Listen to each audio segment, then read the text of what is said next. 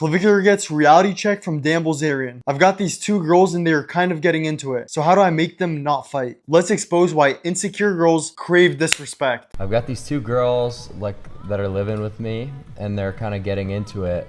So how do I make them not fight and like want to kill each other?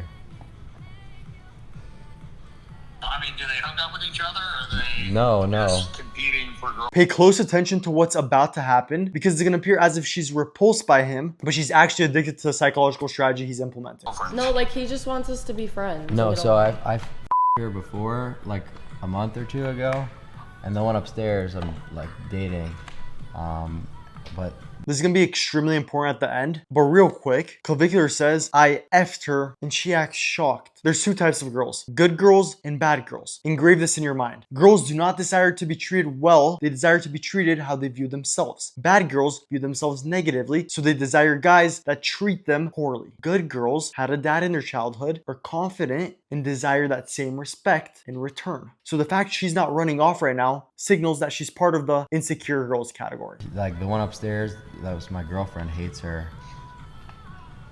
Yeah, well, two girls is probably the worst number that you could pick because they're going to be jockeying for position, and when you're the other one's sitting on her so you either got to pick one or three or... Man, the way they speak disgusts me. But I used to talk the same way before I became Christian 2 years ago. And notice the words they're using because this will come into play in a second. Or four or whatever, but not two. Two does not work. I'm not gonna like. Never mind. 2 does not work. What's the difference about 3?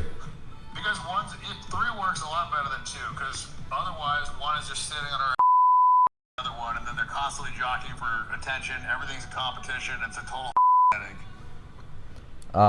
Yeah, that sounds kind of like exactly what's going on right now. They're giving me a headache every day. Me?